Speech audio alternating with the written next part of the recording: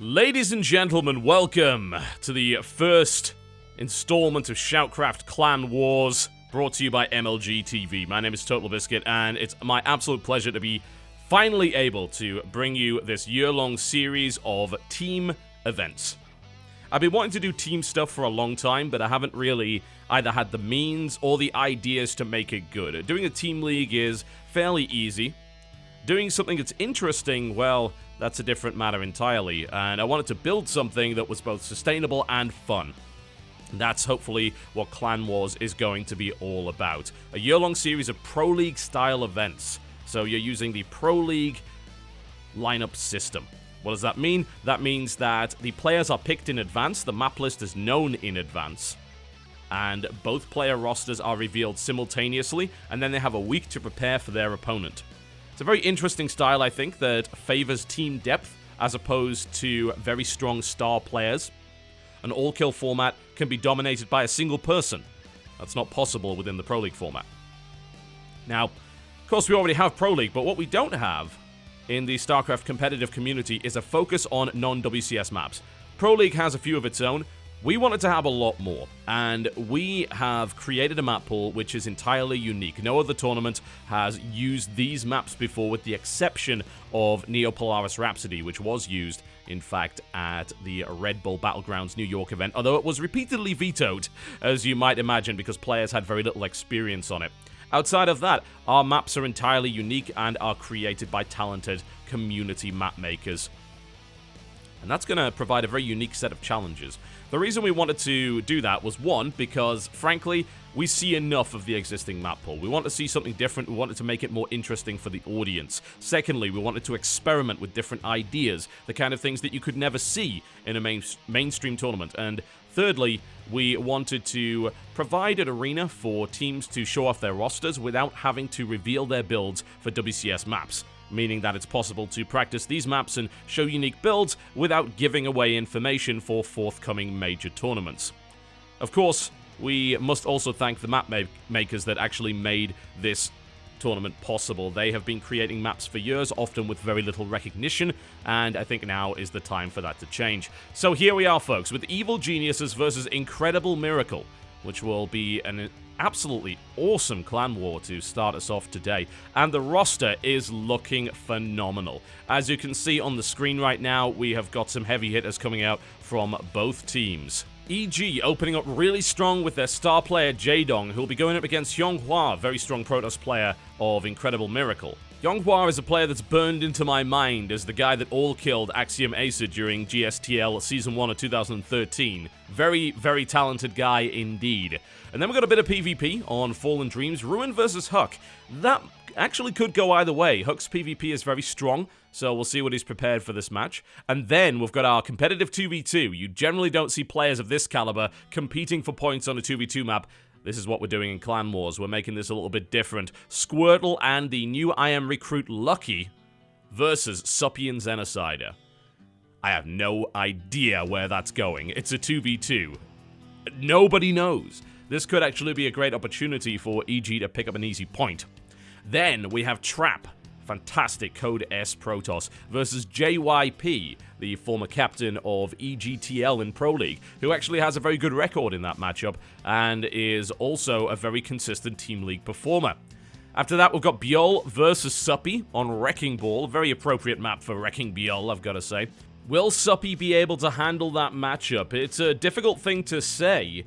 Honestly, Bjol has been losing quite a few ZVZ lately, although he has recently won in Pro League versus Roro, but he has dropped maps to Effort. He lost a 2-1 series to Ragnarok at IEM Cologne. He dropped again another map to Rogue, and 2 more maps to Action.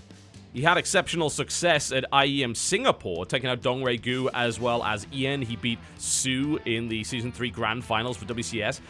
But lately his ZVZ has looked a bit spotty, so Suppy certainly has a shot, but Bjol is a scary player indeed. And then finally, we've got Lucky versus Xenocider. We haven't had much of a chance to see Lucky play lately, but Xenocider most assuredly hungry for a big win, and so far not really getting a huge amount of domestic success. That said, his TVZ is his strongest matchup by far. Statistically, a 72% win rate in that matchup, which is kind of ridiculous. He did get bopped by Hyun in the IEM World Championships, but he had plenty of wins in the qualifiers for WCS 2014, 2-0 Sasquatch, 2-1 Guitar Cheese, 2-0 Cham, as well as taking out Bop and Petraeus in recent NA tournaments.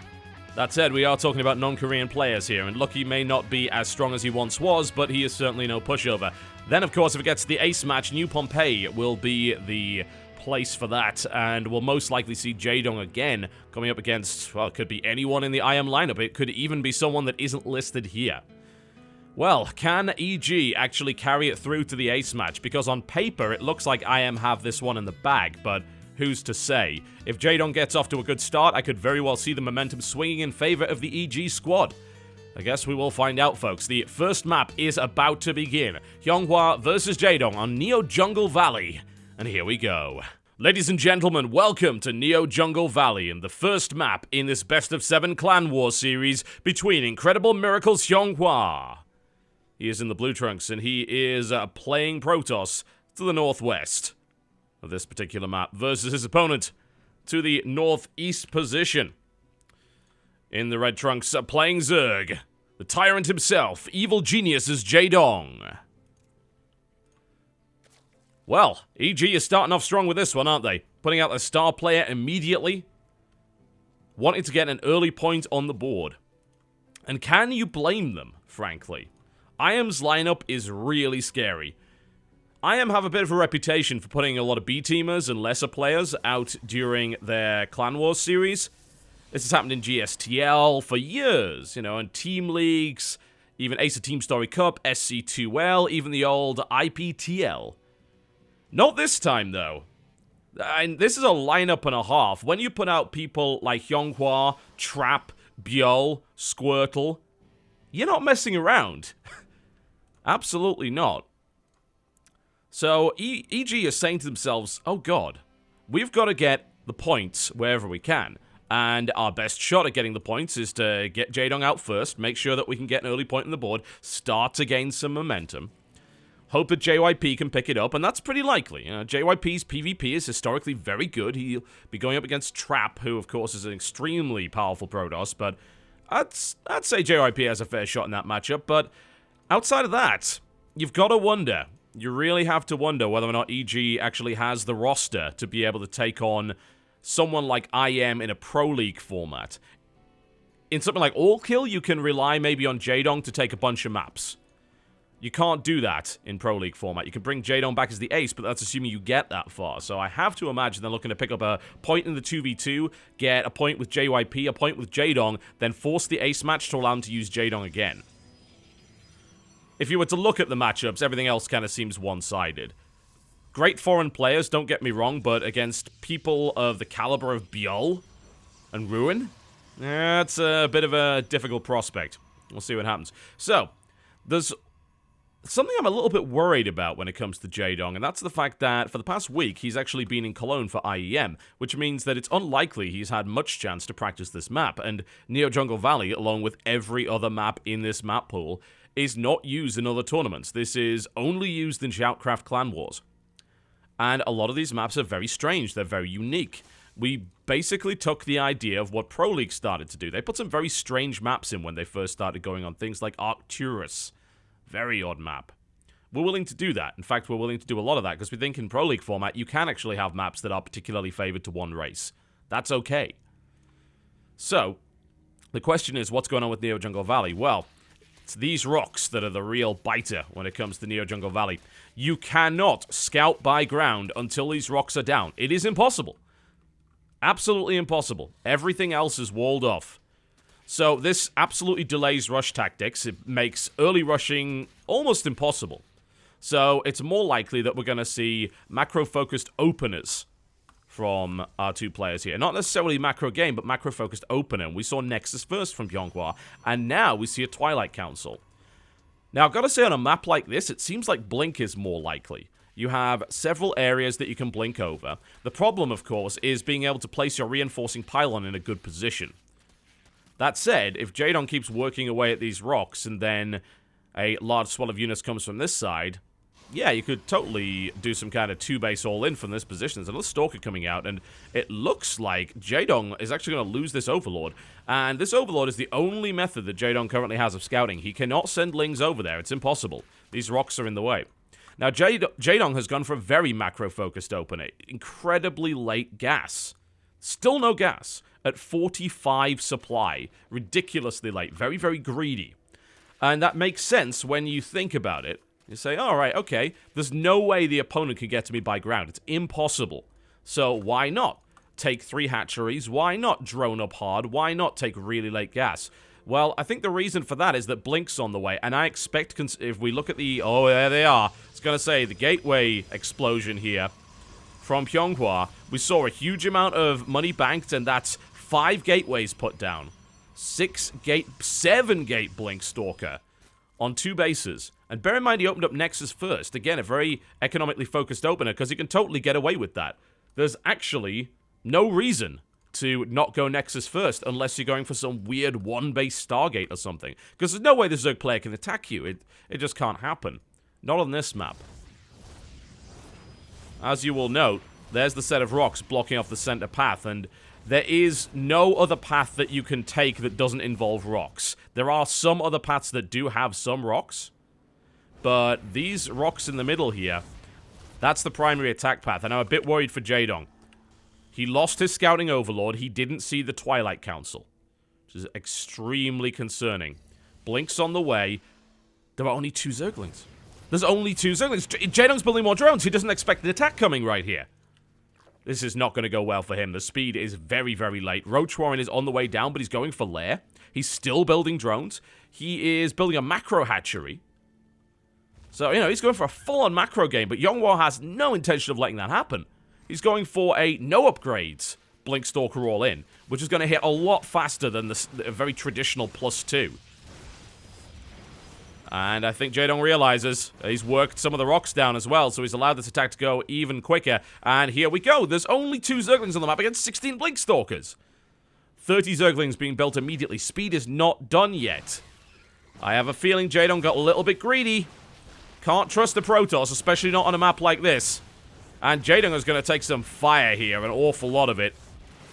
Drones now moving their way across to try and deal with this as best they can, but there's no full surround coming in. There are a huge amount of Blink Stalkers. A big warp-in comes in. These Lings are getting picked off. Usually you put some Zealots in here to deal with the Lings, but there's so many Stalkers it doesn't even matter. Jaedong does not have what he needs to deal with this at all. He's losing a load of drones. 19 workers killed already. Hydra Den is up, but what's that going to do?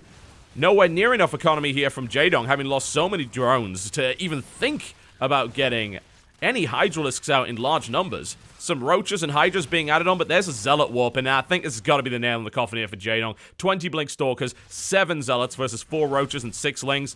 No micro in the world will get you out of this, and this is a terrible start for EG, who are relying on Jaedong to put the point on the board, and there is the GG, inevitably. Yonghwa absolutely obliterates Jaedong with that 2-base Blink Stalker all-in.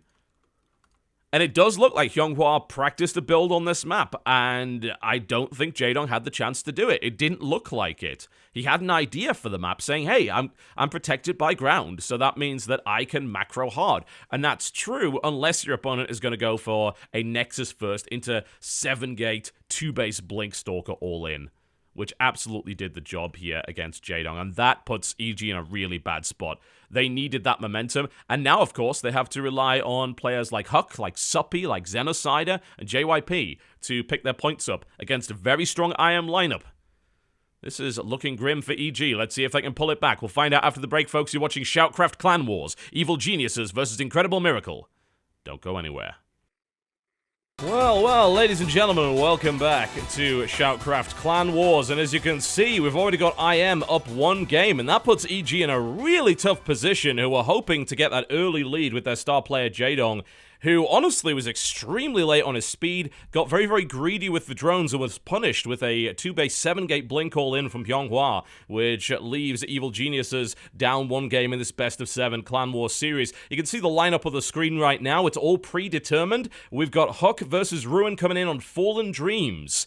I'm looking forward to this map specifically because I want to see whether or not these bridges come into play. I have a feeling that they will, and what you're going to see now is a map that is very different to anything you have seen before. Our players are about ready to kick it off, and I most assuredly hope that they have practiced this one.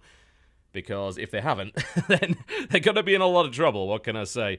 Alright, here we go, folks. The countdown has now begun for Shoutcraft Fallen Dreams, that being map 2 of Evil Geniuses versus Incredible Miracle, with I Am Rune versus the one and only Evil Geniuses Huck. This is... I don't know who to call on this one, honestly. Huck's PvP is really good, I've got to say, so it may very well be enough to overcome Ruin here. Maybe I give him the slight edge, but he is also I Am Ruin, who is not to be messed with under any circumstances. And the map could throw things into a real state of flux, I've got to say. As we saw in the previous map, Jaedong doesn't... I wouldn't say he didn't seem to be to be prepared, but it's almost like he trusted his Protoss opponent to play a macro game, and Hyunghwa went in there with absolutely no intention of doing anything of the sort. So that seemed to be a bit of a problem there for him. Alright, here we go, folks, into map 2, Fallen Dreams. Ladies and gentlemen, welcome to Shoutcraft Clan Wars and Evil Geniuses Huck. He is in the blue trunks playing Protoss to the southwest of Fallen Dreams versus his opponent to the northeast position. Playing for Incredible Miracle in the red trunks, currently up 1 game in this best of 7 Clan Wars series, it's I Am Ruin. Big thanks to the sponsors that make these teams possible. Hello, hello, hello. There we go. So I was saying that this is a very unique map. You're going to be seeing some maps in this series that are very much out of the ordinary. These bridges are the primary attack paths. Unfortunately, half the time, they're retracted. So you will be seeing in about 20 seconds that the bridges will go back into place. Now, there are multiple attack paths, so it's very difficult to keep an eye on all of these bridges, although contesting the Xel'Naga Watchtower will allow you to do that to some degree. Now, here's where things get really interesting. If the bridges retract while there are units on them, those units go in the drink, folks. Oh yes, they die. They fall into the toxic sludge below and evaporate. Now in a PvP series, that could be very interesting, because I have the feeling it would be possible to force field an opponent's army onto the bridge and force them to fall into the river and drown. The question is, could anyone possibly execute such a thing? Well, Huck's force fields are known to be pretty good. He's going with double assimilator very early on here. It may also be that these guys decide that the bridges are just not worth the risk. They don't want to use a ground attack path, and they may attempt to bypass that entirely. Is it possible? There are ways and means, particularly if you happen to use Blink Stalkers or air units. They may decide to use Warp Prisms. If you head on down here, what you will notice is that there is a route that you can follow all the way around here. And it will allow you to get to your opponent's base. Admittedly, this area is blocked off by rocks to make this a little bit more secure.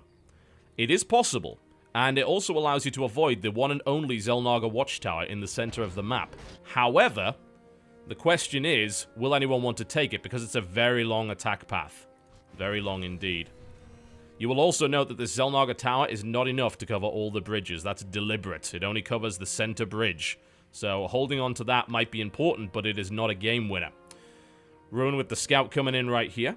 And an initial stalker on the way up for Huck. He is currently mining 2 out of 3. So that indicates he's probably not going for any kind of crazy tech. He may just decide to go for Twilight Council or possibly Stargate. Ruin continuing to scout just to make sure what's going on. And we've got a 3 and 3 here, actually, for Ruin. Okay, so that indicates that he wants to go with the slightly tech-heavier option. He's also adding a second gateway in here. So it seems like he would go for 3 Stalker. He may decide to go into Blink after that. Huck with 2 more gateways of his own hidden at the back. Very nice little maneuver, since the scout has now been eliminated. or more to the point, just push down in the corner here. And we're going to see Stargate play from Ruin. That makes a lot of sense, considering the amount of gas that was being mined here. And Huck is just going to straight up 4-gate from this position. Seems like he has no intention of expanding whatsoever. The question is, can he get the probe in? He's sending the probe all the way around the side here. The Stalker's going to make its way across the bridge and is able to do so before it closes off. Alright, well, Ruin's going to scout it. So the question is, can Ruin find the probe? It's headed in here. There is a mothership core to assist as well. The pylon is down. Gateways are now being finished. And Huck is going to go for a classic build here. And can Ruin push it back more to the point? Looks like the bridges are not going to come into effect here, since, of course, we have Protoss units. They're going to warp. Oh! Huck almost losing his probe to the bridge right there. That would not be good at all. However, Huck's now stuck in a position where if this attack fails, he's kind of got to recall out. That retreat is really not an option. There's an Oracle on the way up here for Ruin. I don't think this is going to help him at all. I mean, the Stalker's already here. Dark Templar Shrine coming down right here for Ruin as well. And there is the Nexus Cannon enabled. Takes down one Stalker, but Huck takes one as well. Some damage done to the shields of the Mothership Core. Not particularly important as of yet. Ruin does not see the backup pylon. Is going to go right for his opponent's base. There is a Stalker in the mineral line and a second Stalker being warped in. So Huck knows exactly what his opponent's trying to pull off here.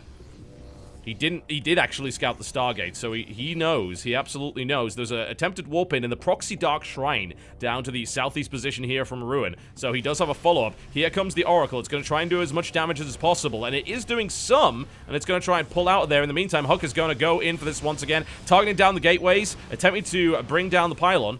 In the meantime, as you can see, Ruin's Oracle only did 4 probes worth of damage. That's not quite enough to stop this 4-gate. That's a double power down there. Artosis pylon kicks in.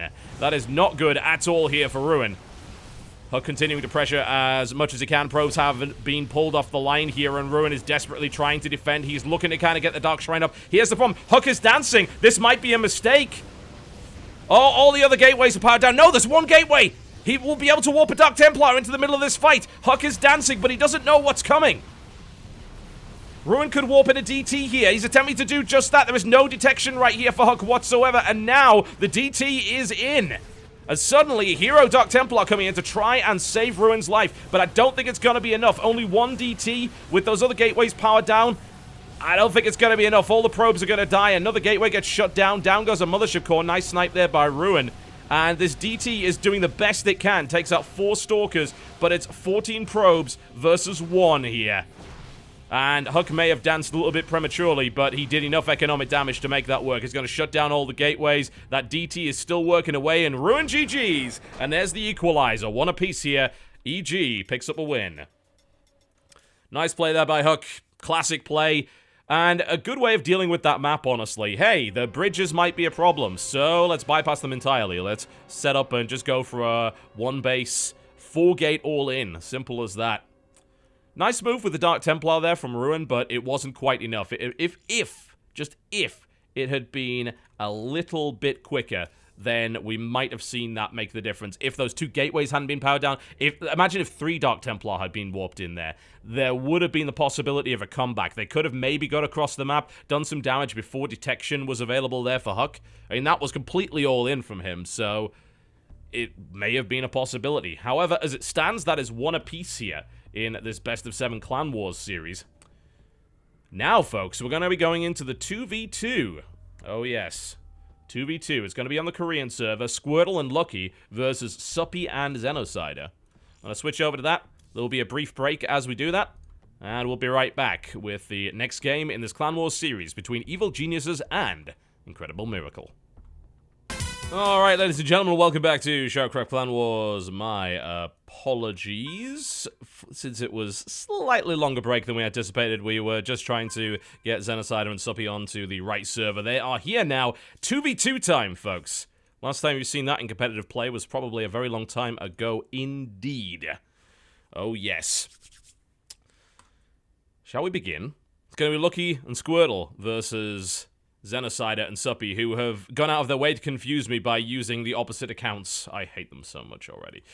Alright, I'm going to check if the IM guys are ready. They've been in here for quite some time. I just want to make sure that nothing is out of the ordinary with them. It looks like they're about ready to rock and roll. The map is going to be Sacred Path. Now, the interesting thing about 2v2 is, of course, that it's often very, very rush-centric. However, Sacred Path is designed against that. It has an awful lot of rocks, let's just put it that way. It's a little bit more difficult to pull the same kind of rushes that you usually would on a standard ladder 2v2 map. Just checking if the IM guys are ready to go, and hopefully we'll be able to get started shortly. You will note the lineup right here. That's currently a win for each. That's 1 apiece. Yonghwa taking the first map against Jaedong, and Huck with the 4-gate taking out Ruin on Fallen Dreams. And now Lucky and Squirtle are ready to rock and roll, so let's go. Interesting to see Lucky on IM, I've got to say. But of course, it was going to have to happen eventually. I'm Lucky. It's too easy. Why on earth would you not want that? And it's just the ideal fit, I think. Now, I'm interested to see just how well GameHard actually works with 2v2. It should do. I've turned off my GameHard interface for this because the interface does not work with 2v2, but the mod actually does. So if you see some logos out of place, that's kind of why. But competitive 2v2 at the highest level coming in right here from Lucky and Squirtle for IM and Suppy and Xenocider for EG. This could go either way. I have no idea as to whether or not any of these guys are any good at 2v2 whatsoever. It's not played in the competitive format anymore, which is why this is going to be very interesting indeed. Suppy actually did play it during the clan war between Canada and America, the nation war that you may have seen some time ago that I had the pleasure of casting. That was very interesting indeed. Alright, well, for some reason it didn't turn off my interface. That is my fault. Please ignore everything you're going to see at the bottom of the screen. Here we go. Ladies and gentlemen, I bring you 2v2 team from IM. In the blue trunks, we have Lucky. And over here, in the yellow trunks, playing Protoss, we have Squirtle. Versus their opponents from Team Evil Geniuses over to the east of Sacred Path, which actually is a Brood War remake, if you didn't already know. This guy pretending to be Xenocider is, in fact, actually Suppy, for some reason. Don't know why. E.g. Suppy, playing in the red trunks, and then Xenocider in the stylish pink. Heart LXP, for whatever reason. Oh yes, he is playing Terran to the southeast. I say, please do ignore this down the bottom. This interface is not designed for 2v2, so you're going to see a little bit of weirdness down the bottom there, but, you know, it's not too bad. Right, now, Sacred Path. This is a remake of a Brood War map by the name of Iron Curtain. And in this case, what we've got is a lot of rocks. Lots and lots of rocks. You'll notice the Iron Curtain of the map goes all the way down. There are all sorts of ways to get past it. You could mine your way through these minerals, for instance, if you so desire. You could smash your way through the rocks, but these are tough rocks. 4,000 health on most of these rocks. They take a lot of working through. The Iron Curtain goes all the way down here. But you will notice there is a small way through. A very, very narrow corridor that allows you to make your way through. Outside of that, it's very difficult to break through these paths, but eventually it will happen. And then the center of the map becomes a war zone. What you're going to want to do is keep an eye on this area. Extremely important. There is a collapsible rock tower there that you can use, but aside from that, this is the choke point. You need to keep control of this area, otherwise you're going to have no idea what your opponent's doing. I'm going to see a quick expansion coming in here from Lucky. Squirtle is not going to do that. He's actually going to wall off. You got a fairly narrow choke at your main ramp here, but in fact it isn't a ramp whatsoever. It actually reminds me very much of the entrance on Tal'Darim. And also, if you go all the way back, Kulas Ravine, which was an ancient map in the beta that was absolutely dreadful. We're going to see 6 Zerglings coming out from Suppy here for EG. He's going to make his way across the map. The thing is, Lucky's going to see it. Lucky has realized, of course, that this is a very important place to spot, so he's popped an Overlord there. The Lings are on the way here. Lucky, I do not believe, is set up to defend against this as of yet. His pool's actually really late, so some harassment could be done. I don't think we're going to see a cancel on this base, though. Xenocider, it's not Xenocider. I hate you so much for calling yourself that.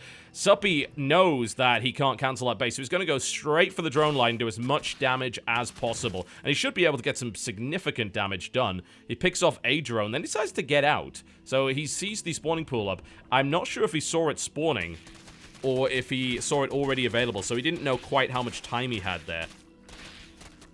Suppy's going to bring some reinforcements across the map here. In the meantime, we actually see nothing much coming out yet from Xenocider. He's actually going to go double Hellions, and then we're getting the tech lab down there as well. So he's going to be able to push across the map with some Hellions.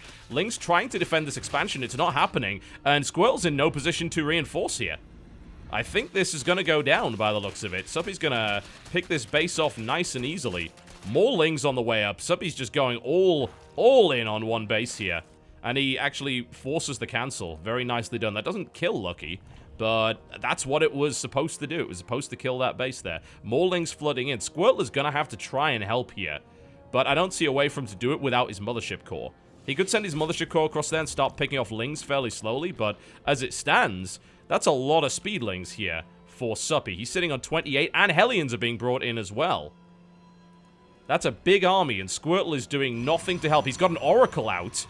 An Oracle going in there would actually kill a lot of Lings, but it looks like he just wants to go and do damage instead. So Squirtle's Oracle is going to head over to Xenocider's base, and there's really not much defense there. Only a few Marines. That's not enough whatsoever. Xenocider now moving his way around alongside Suppy's Zerglings, maybe looking to try and assault the base of Squirtle. There's the Oracle now hitting, and is going to do significant damage. Huge amounts of damage there from this Oracle, going right into that mineral line, and wow, Xenocider is sent for the hills here. An attempt to break through the wall. Looks like it's going to make it. The Oracle is coming in to try and reinforce, but the Lings have made their way into the base. Another Oracle is being spawned and chrono boosted as quickly as possible, and the Hellions are moving in as well. Reinforcements coming in from Lucky, though. He's bringing Speedlings around to try and reinforce Squirtle's lines. This Oracle is wrecking this army, but the worker count for Squirtle is terrible. It's down to 1 here. Even considering the amount of damage that Squirtle actually did with this Oracle, 11 kills, it hasn't stopped the economy of Xenocider. The Oracle's going to dip in again, but it doesn't have much energy left, and Lucky's looking to now counterattack against Xenocider. That's not Xenocider, that's Suppy, god damn it. There are, however, 3 Oracles available. Squirtle has no economy, but he has 3 Oracles and a Mothership Core, so he's looking to move back there. Lucky trying to get an attack on here. The Oracle coming in from Squirtle to reinforce, to help out Lucky's Lings here. Will he be able to make that happen? Makes his way into the corner. Squirtle doesn't have an awful lot of energy on this Oracle, so it's not going to be able to do too much damage. The Hellions now coming in, and the flank comes in from Xenocider, trying to catch these Lings out. He's able to do just that. A single lone Ling makes its way in, and is going to find a couple of probes as well. Lucky continuing to bring more Zerglings into the fight here, but these Hellions are being flanked by the Zerglings, and doing a fantastic job here. The EG guys looking to be ahead in this fight as madness occurs. Squirtle now moving across the map with 3 Oracles. The rest of that mineral line is dead, and it looks like Xenocider is actually going to try and hide his units away from that, knowing that that's going to happen. Lucky makes his way back into the base here. A huge run-by coming in. I wouldn't even say run-by. It's a full-on assault. 44 Zerglings and 8 Hellions. Both the EG players going in right here, trying to do as much damage against Lucky as humanly possible, but there's a lot of spine crawlers out. The queens are in great positions. Fantastic positions here from Lucky. He walls off his mineral line with queens and spine crawlers, and he holds it. Fantastic defense here from the IM player, and Squirtle comes in with a backstab with those 3 Oracles and kills most of the operating Hellion forces. Really sneaky tactic, as we saw earlier, by Xenocider to hide his workers away from that trio of Oracles, and the economy of Squirtle is starting to get back on track. If you can believe that, he was down to 1 worker. He's now up to 7. He's reestablished his gateway, and in fact, he's looking to bait his opponent inside. I assume, anyway. Otherwise, that is suicide. And perhaps try and kill as many Lings as possible. Activates the Photon Overcharge, and everything is fine. Lucky going for it. Once again, it gets spotted by the Overlord over there, but it looks like Suppy does not have the defense to actually deal with this. There's not enough Spine Crawlers. There's not enough Zerglings right there, and Squirtle is trying to move his Oracles in to reinforce. He's going to be able to get there. It looks like before the reinforcing Zerglings, he flies across the cliff, tries to go for the interception, and this looks like the counterattack here from Incredible Miracle. Right into the mineral line of Suppy. Does he have enough to defend against this? There is a Spore Crawler up. Good control from Squirtle. Pulls that back. Make sure he doesn't lose it. Lucky. Does he have enough units? It looks like he does, but the reinforcements come in right here from Suppy. Looking to try and get the clear out. Some economic damage once again being done. Suppy still on 12 drones. I've got to say, excellent control there from Suppy to keep most of his drones alive in the face of that assault, and somehow EG pushes it away again. And now, Xenocider, who has been left alone, who hid his minerals and managed to keep most of his units out of the way, has a standing army of Hellions and 18 Marines and is marching across the map to try and deal with these Oracles. Can Squirtle actually do the damage? He's looking to do it if he gets caught out of position here. If he gets caught, these Marines could do significant damage. They have Stim. And they're going to move in right now, and that's a lot of Lings that are going to go down to Squirtle's Oracles, but those Marines not quite in position to take them out. So Squirtle's still a very scary force, and this 2v2 continues. Neither player has actually made an effort to knock down the rocks to open up other attack paths, so everything is really going through this one area, and the fight for control has begun. Squirtle now moving across the map once again with these oracles. They have been absolutely lethal. 17 kills, 13 kills, 20 kills on this trio of oracles. It's the only thing that's been keeping Squirtle in the game, and now he is building more oracles. He's playing mono battles at this point. Lucky moving back to try and defend this base. He shouldn't have a problem. He's still sitting on one base, but he has 3 queens in great positions and 3 spine crawlers. I wouldn't be too worried, but here we go. Trying to take out the mothership core. He grabs it and now immediately moves away. Seeing the oracles, it looks like he's going to try and attack Lucky's base at this point, but I can't imagine that's going to work out too well, surely. We'll see, though. He does have an accompanying contingent of Zerglings coming out from Suppy here. In the meantime, a quick scout from Lucky. Sees what he's up against and sees the Xenocide is actually in a really good economic position. And here's the march. Marines coming in with Zerglings, trying to crack that hard defense. And in fact, there isn't actually all that much anti-air outside of the Queens. Lings trying to get us around, but the Lings of Suppy are successfully defending against the Lings of Lucky here. Squirtle just sitting on top of this saying, hey, let's go. Let's make this happen, but that's a lot of transfuses. Is that going to be enough? And there we go, Squirtle engages, but immediately Focus Fire comes down. 1 Oracle down, 2nd Oracle Focus down. The last base of Lucky is going to fall.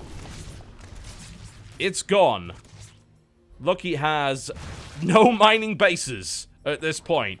A successful attack here by Evil Geniuses takes out the IM main base, leaving only Squirtle here with an operational Nexus. Lucky's going to try and rebuild. He can't mine at this point. He doesn't have much defense. He's got his queens and spine crawlers. Needs to be super efficient. A counterattack coming in from Squirtle, though. 4 oracles making their way across the map. There are no missile turrets. There are a decent number of marines. There's not enough, I don't feel. If Squirtle attacks directly here, he could do significant damage, and he's going to look to do just that. However, there's a Viking out. Squirtle says, you know what? I don't want to risk my oracles. That's all I've got right now. And for the first time this game, Xenocide is going to attempt the expansion. We've also got an expansion up for Suppy. A clear lead here for Evil Geniuses. Playing an absolutely fantastic 2v2 at this point. Lings and Marines trying to make their way across to bust through this, and they should be able to do just that. Good damage coming in here from Squirtle with these 4 oracles. He wants to do economic damage to his opponent. However, that's given Evil Geniuses a chance to actually get in the base. Warpins come in. Is that enough units to defend against that many? Probably not. Where's the mothership core? It doesn't have the energy to use Photon Overcharge, and Evil Geniuses sees the weakness, goes right in to that mineral line. As it stands, Squirtle guts the economy of Suppy, takes out everything but 4 drones. However, it doesn't matter because EG has smashed the economy of Squirtle. The hatchery's back up, and Lucky is now the only one mining. Squirtle is going to lose a lot here. He does not have enough money to remake a Nexus. He only has 3 oracles. Those are the only units he has left. That is it. He's going to be reliant on his ally here and the control on these 3 oracles. He's trying to move in. Can he kill all of these units off? He's definitely going to lose the Nexus, though. That's gone, and immediately Xenocide picks up, realizing the threat of those oracles. And that's the GG, ladies and gentlemen. EG takes the lead 2-1 as Suppy and Xenocide, in a fantastic 2v2 performance, are able to take out Squirtle and Lucky. That was cool. You know, I've missed casting 2v2. I remember there being an absolutely incredible 2v2 game that I casted. I think it was Show and Select that were playing together. And it was just awesome. And that was fun. I enjoyed that. Hopefully you guys did as well. And that's Sacred Path, folks, which is a rather interesting 2v2 map indeed. Let's take a quick break. What's coming up next? I can certainly tell you, folks.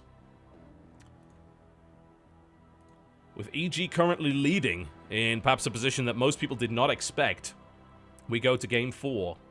Neopolis Rap City, it's going to be I Am Trap versus EGJYP on that rather wonderful lava map. I cannot wait to see how this plays out. You're watching SHOUTCraft Clan Wars. EG currently leads 2-1. We'll be right back after these messages. Ladies and gentlemen, welcome back to SHOUTCraft Clan Wars, and Game 4 is about to begin here between Trap and JYP.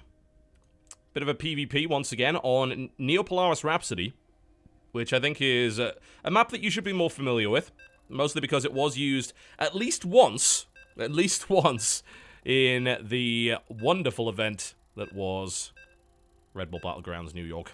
So good. That was a hell of an event. I absolutely loved that one.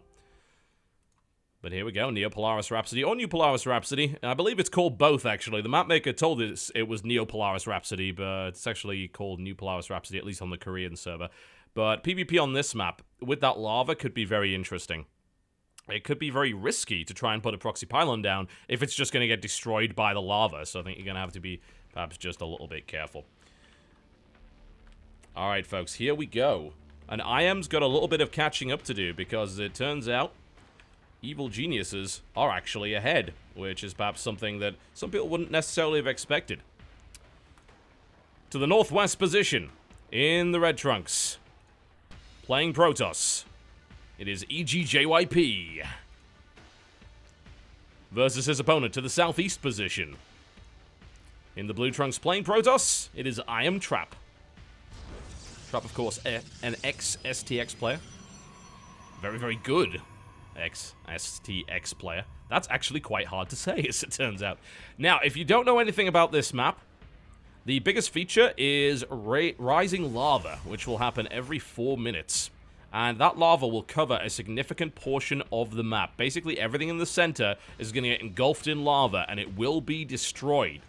That means that you can't leave structures out there, you can't leave pylons out there, and you can't leave your army out there when the lava rises. If you do that, well, you're dead. It's as simple as that. You're going to lose everything. Absolutely everything. Gateway opening from both Trap and JYP to start us off in this. Man, imagine if JYP was able to take this. Taking it to 3-1 would be absolutely insane for Evil Geniuses here, especially after that very early loss by Jaedong. But it seems like the foreign players of EG really doing work. Both Huck, Xenocider, and Suppy doing a fantastic job here to keep Incredible Miracle at bay. Second gas coming down here from Trap. And will we see that from JYP? Yes, we will. Alright, and a pylon towards the back. Could be... I mean, this is the kind of thing that could indicate that he's trying to hide something towards the back there. We'll see how many probes he decides to put into the gas. I think that's perhaps the most important point here. Cyber core going down, of course, for JYP, and of course for Trap as well. 2 out of 3 for JYP, and 3 out of 3 for Trap, so probably going to be some kind of tech-orientated play here from Trap. It's a fairly simple thing to look at. With that much gas going in on one base, what are the likelihoods? Dark Templar is a possibility. Another gateway going down, though, so that maybe indicates that he wants to look for a Twilight Council Blink play with a second gateway there, or he may just be looking to shut down a potential 4-gate from his opponent, but mining gas from all 3 that early on does seem to indicate that he'd want to throw down something like a Twilight Council, but I guess we'll find out. All sorts of possibilities here. Quick scout here from JYP, and we've got a minute till the lava goes out, so he wants to be a little bit careful with that scouting probe. If he wants to get back home safely, he's going to have to do it quickly, and that's of course true for Trap as well. Lava's going to rise in 45 seconds. Is that enough time to make their way across the map? They don't want to be on that low ground. Once they get onto the high ground, they're safe. And I think they should be fine by the looks of it. JYP's going to make his way over and perhaps try and place a pylon down there. And there's that Twilight Council from JYP, but still not... There's the Twilight Council from Trap. I was going to say, he's been mining gas for a while. He's got to do something along those lines. Uh-oh. Lava is on its way. Doesn't look like we're going to lose any units here. And you'll see the lava will actually surge across this area here. And interestingly enough, one finds the other. There we go, and there's the lava coming up. That's going to engulf the bridge area. Pretty much everything in the center. Nothing's going to die. Everything else is on the high ground, so that's pretty good. But as you will notice, it's a bit more difficult to attack through the middle here. And there we go, we've got 5 minutes now until the next lava surge. JYP scouting around. See if he can find that probe. And it looks like he can, but he misses the opportunity to try and gun it down. It's going to be blink play from both players. They were both mining a lot of gas. That was more than you might expect, but if they throw down a few more gateways, then that makes absolute sense. How good is this map for blink? It's certainly not bad if you can get a decent amount of high ground vision. Blinking past this, very, very viable tactic. You can blink in, do damage, blink out. But aside from that, you don't have that many access routes. This area right here is, I think, impossible to blink across. Or if it is possible, you have to be very careful because it's a fairly large chasm that you got to watch out for. JYP pushing back the Stalkers of Trap, who is looking to try and catch his opponent out and isn't able to do that. Robo coming down here for Trap as well.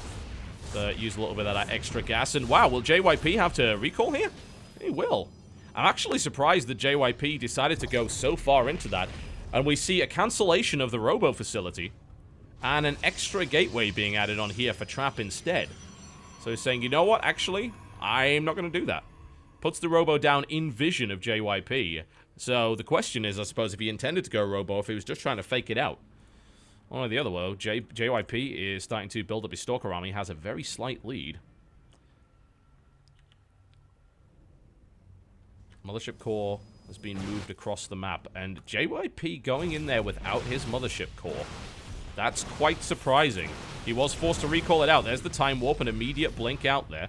Attempted proxy pylon put there. Bit cheeky. Don't think you would have been able to pull that off. That's certainly not going to happen. Trap now moving across to try and catch his opponent off guard. Do a little bit of damage, maybe take a Stalker out, but that's not going to happen. There's the blink. And JYP with the additional gateway coming up here as well. Is there a proxy pylon anywhere on the map? Well, this is a risky place to put a proxy pylon.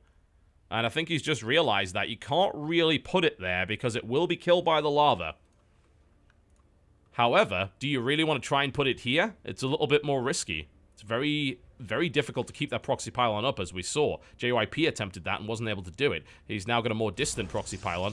I wouldn't want to engage against that. Trap with the slightly higher Stalker count. However, JYP is actually warping in down to the bottom here.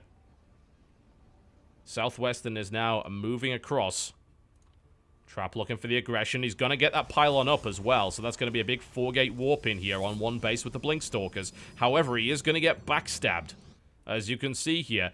Is the Mothership Core there? The Mothership Core isn't there. Where is that Mothership Core? It's all the way across the map. Trap's Mothership Core is not available to use Photon Overcharge. However, Trap is looking to go in as well, and there is a Mothership Core available for JYP here. I have a feeling that Trap may have bitten off a little bit more than he can chew. He's losing a lot of economy here in his base. There's the aggressive blink forward as Trap tries to finish off the forces of JYP. He's not going to be able to do it. He can't. The Photon Overcharge is going to drive this away. However, Trap isn't done yet, but he's lost a lot of his economy. He can't afford to reinforce. This backstab from JYP was absolute genius. He killed all but one probe. The only probe left is that one right there. Lava Surge is going to happen right now, and JYP does not want to be there with those. Uh-oh, I think he's going to lose these Stalkers. He's blinking. He's trying to get away. He's trying to get onto the high ground. Can he? Oh, and he manages it. Just gets away. Trap has a larger... Actually, he doesn't even have a larger army right now. Trap's dead at this point, I think. JYP has managed to hold this off. That backstab absolutely put the nail in the coffin there. Trap does not have enough units, I don't think. Once that... Oh, he manages to power down some gateways. That may help, but JYP has the 5-Stalker lead. The thing is, these Stalkers are about to come in. There's the Time Warp coming down here from Trap. That's not going to help too much. These Stalkers are now joining in the fight for JYP. An aggressive blink forward here for JYP. And there's the GG 3-1 Evil Geniuses. JYP puts in a stellar performance there. And Trap, absolutely not prepared for that backstab. Thinking, hey, I've eliminated the proxy pylon. And he had, but not the one in the corner. Really daring move there from JYP, and that puts Evil Geniuses up 3-1 against Incredible Miracle, and we go to match point. Very impressive. Very cool there from EG. So you managed to pull that one out of the bag. JYP proving once again that there's a reason he was so consistent in Pro League, especially in that PvP matchup. He's very good at what he does. And now it comes down to Bjol. Can Bjol stop this run? Because if he can't, that's going to be a 4-1 for EG, which is a ludicrous result that I don't think many people would have expected. Jeez. It's going to be on Wrecking Ball. I love it. I absolutely love it. Wrecking Bjol versus EG Suppy. A Zerg versus Zerg here on certainly one of our crazier maps, and you're going to see why in a minute. You're watching SHOUTCraft Clan Wars, EG versus IM. We'll be right back. Ladies and gentlemen, welcome back to SHOUTCraft Clan Wars. An unexpected result so far, with EG leading 3-1. This is opposite day. You would expect Jaedong to have been the first winner there, but Jaedong, in fact, is the only EG player so far that's lost. Huck, Suppy, Xenocider, and JYP pulling it out here for Evil Geniuses. And now we have IM Bjol standing in the way of a 4-1 victory for EG. Will he be able to pull it off? That's the question. He's got his own map. It's Wrecking Ball. Oh, yes. And he's going to be going up against Suppy in a Zerg versus Zerg. The countdown has now begun. Wrecking Ball is going to be interesting, to say the least. There's a couple of unique features to Wrecking Ball. There's been a lot of unique features, as I think you've seen throughout this Clan Wars so far. They haven't been utilized to too much of a degree, but that's to be expected. We will see how things develop as we go forward, but Wrecking Ball has features that are, let's just put it this way, a little bit difficult to avoid, so I'm looking forward to seeing what actually happens with this. Bjol versus Suppy could be potentially our final match, if you can actually believe it. Game paused. Just gonna have a quick pause right here by the looks of it from Suppy. Okay, apparently he has discovered what the pause button does. Alright, cool, we are rocking and rolling. Let's get into the game.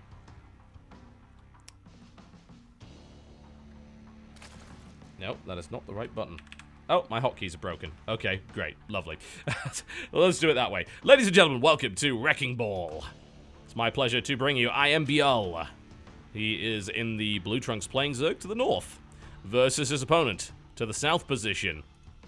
What is with this Coco thing?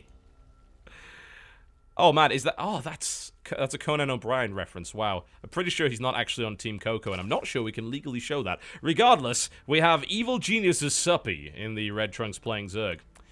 There is a specific feature of this map, Wrecking Ball, which is very, very interesting.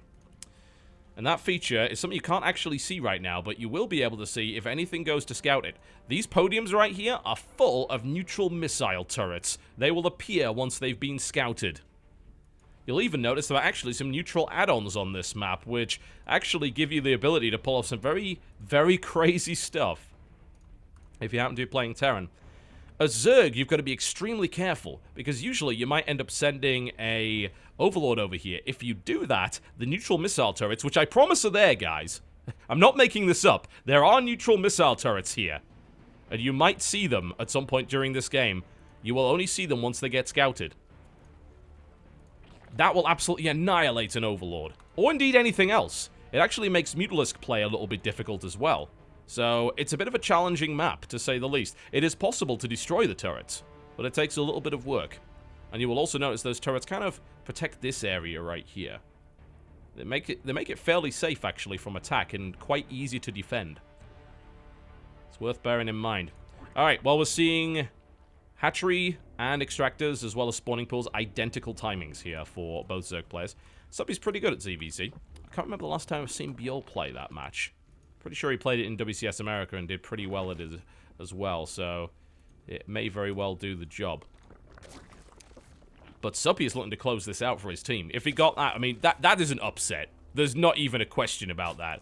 If EG pulls this out 4-1, even with the 2v2, where you can say, you know what, 2v2 can kind of go either way. No pro really practices 2v2, so it can be, anything could happen.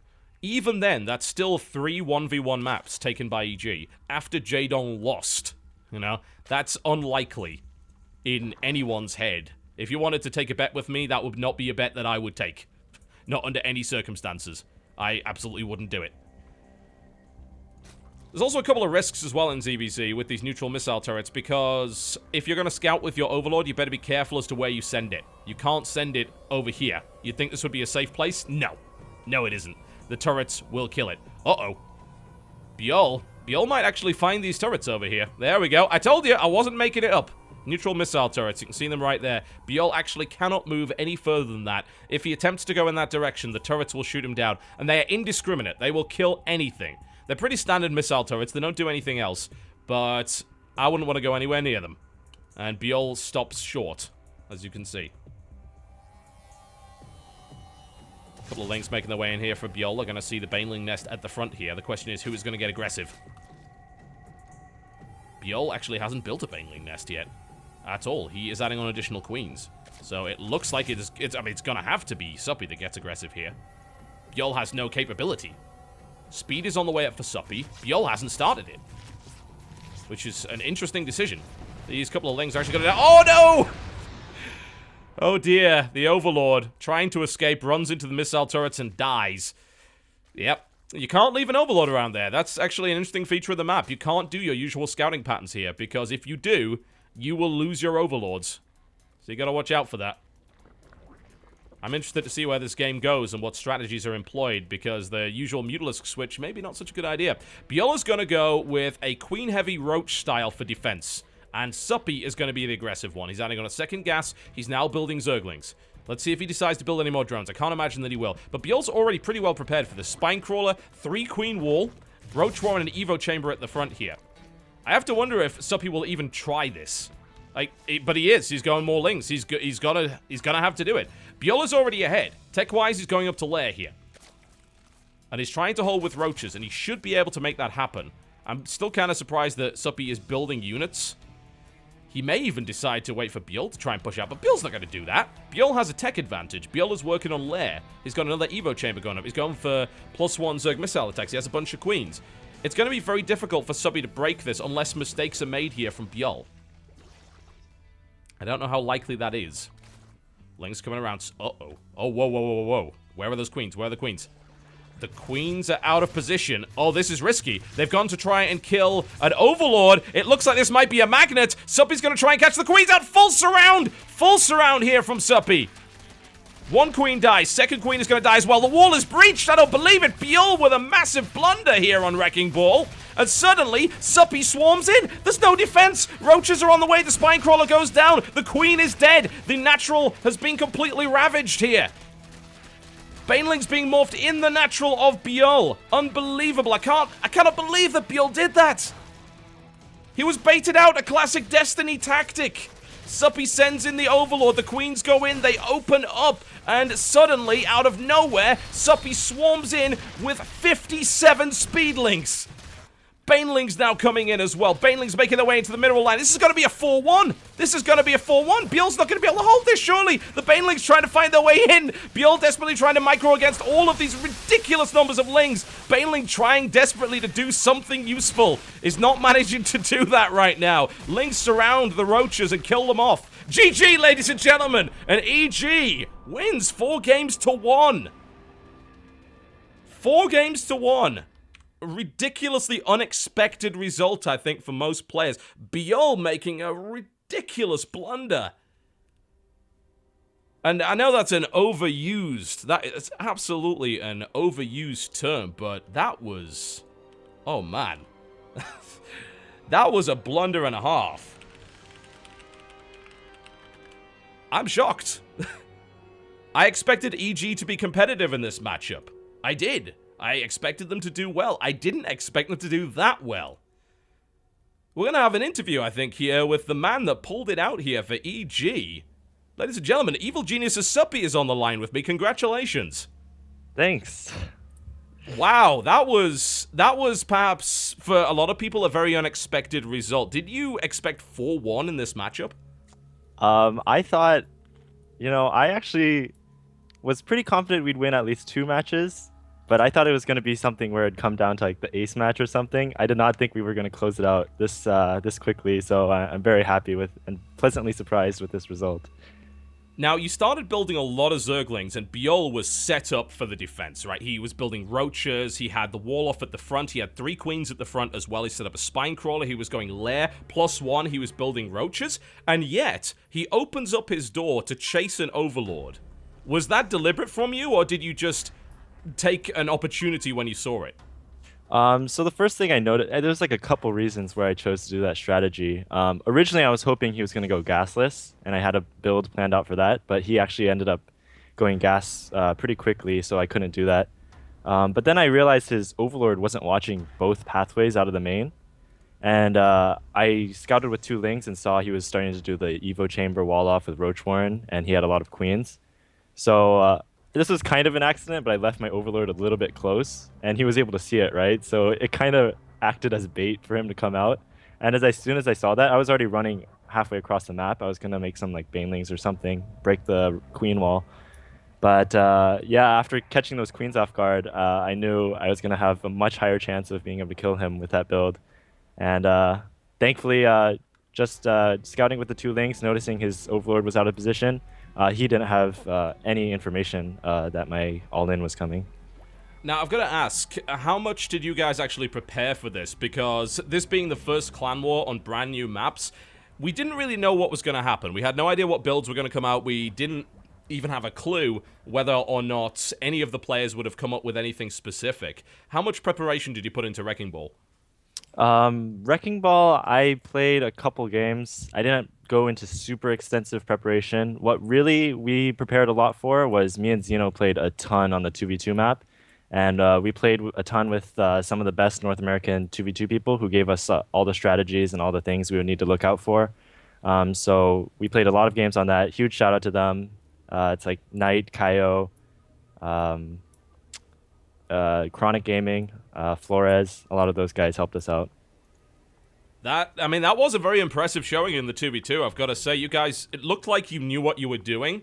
In fact, we saw some really cool moves from Xenocider, who upon seeing the oracles decided to hide the contents of his mineral line and also hide his marine swell. So he was hiding them in the corner there away from the oracles, and after the damage that was done to Lucky's economy, Squirtle was trying desperately to kind of fly around the map and do damage in return, but he couldn't hit you both at once, and you were counterattacking where the oracles weren't. It did look like you knew what you were doing in 2v2. Yeah, we did make a couple mistakes that game, which almost cost us it. Generally, we don't take any damage from the initial Oracle because we, kind of rotate away from the Zerg and hit the Protoss, so he's forced to defend. But for some reason, we decided to attack into the 2 spine crawlers of Lucky.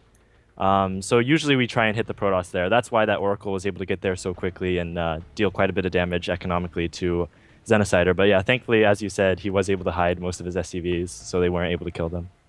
Excellent. Now, out of the maps that you guys prepared, do you have one in particular that you like for any reason? Out of all the maps, you mean out of the entire map pool? Yeah, out of the entire map pool that you prepared, is there any map that kind of caught your eye as being really interesting? There's a lot. I mean, all the maps are all very interesting, of course. For me, obviously, my favorite was Wrecking Ball. That's probably one of the reasons I picked it, and it's kind of more standard, but it has really, really interesting third base layouts, which I really, really enjoy. And then Karoo is actually also a really good one. I practiced quite a bit with Xenocider on that map, and again, it's a pretty standard map if you play it out normally, but there's so many little tiny quirks that just make it so interesting.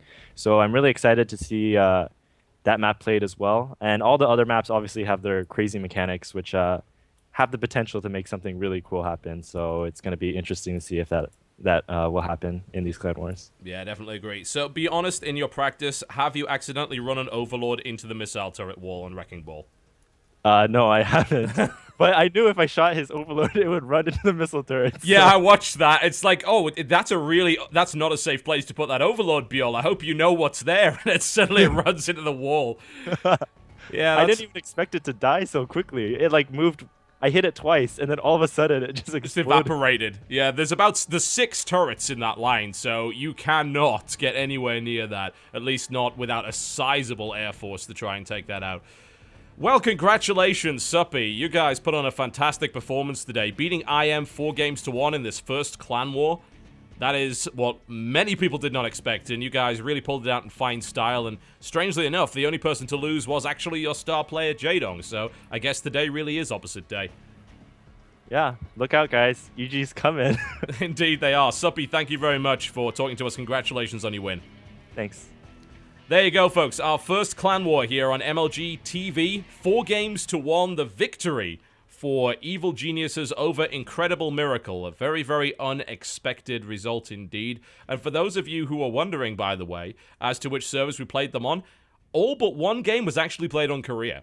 So if you were going to make excuses about lag or anything along those lines, well, actually, the American players of EG, for the most part, had to play on Korea. So they did a stellar job. You really can't dispute that. I'm so happy for those guys, I really am, because we went into this thinking, oh, well, it could be interesting, and it actually turned out to be really interesting indeed. Phenomenal performance from Evil Geniuses, so congratulations to them. And that pretty much wraps us up here for our first clan war, but there's plenty more on the way, folks, plenty more on the way. We have, coming up over the next few weeks, several several Clan Wars, and I'll give you some dates here. So it should be some pretty good matchups, I think. The first one is going to be on Sunday. This one's a little bit nicer for the Europeans. It's going to be at 1 p.m. EST. That is 6 p.m. GMT, 7 p.m. Central European time. And that is going to be Acer versus Mouse Sports. And that's going to be a slightly shorter one. We're going to do best of 5 because one of the Mouse Sports players is actually currently out sick, so they couldn't field the full lineup. But that lineup is actually really cool. We're going to be starting off with a ridiculous match. Innovation versus Dia on Keru, which is not a map you've seen before that. Followed by MMA versus Hazawobs. Then a 2v2 with Nurture and Paranoid going up against Hero, Marine, and Vortex. Bly versus Vortex being the map 4 there on Wrecking Ball. And then, of course, we have our ace match. After that, later on in the week, on the 27th, at the pretty much the usual time, we have Startail versus Axiom, which is also looking to be an absolutely astonishing matchup, and that will feature Starbow for those asking. Finally, on the 1st of March, we have the Australian clan, in fact, the only clan that features players from multiple teams. The Australian clan, Clan Who, they will be going up against My Insanity, which could be a very difficult matchup for them, but they do have a very deep roster. NYE's match at the moment, their lineup is just looking absurd. That is a very scary lineup. I mean, Stardust and Jack are putting on phenomenal performances. Kane is playing really well. NYE is looking very strong. Will they be strong enough to beat the Aussies? I guess we'll find out. And then, of course, over the course of March, we're going to be trying to schedule 10 more Clan Wars for you here on mlg.tv/shoutcraft. The VOD should be available at some point tomorrow if you happen to miss anything. And before I go, of course, I'd like to thank MLG for sponsoring this event and providing the prize pool and the stream. And, of course, big thanks to our teams and their respective sponsors, and congratulations to Evil Geniuses for their 4-1 victory here in this first Clan War. The next war, as I said, will be Acer versus Mouse Sports, and that is going to be happening on the 23rd at 1 p.m. EST. That's 10 a.m. Pacific, 6 p.m. GMT, 7 p.m. Central European Time, and 8 p.m. Eastern European Time here on mlg.tv/shoutcraft. This is going on all year, folks. Plenty more Clan Wars, 10 a month, right here on MLG TV. My name has been TotalBiscuit. Thank you very much for your support. Thanks a lot for watching, and we'll see you next time.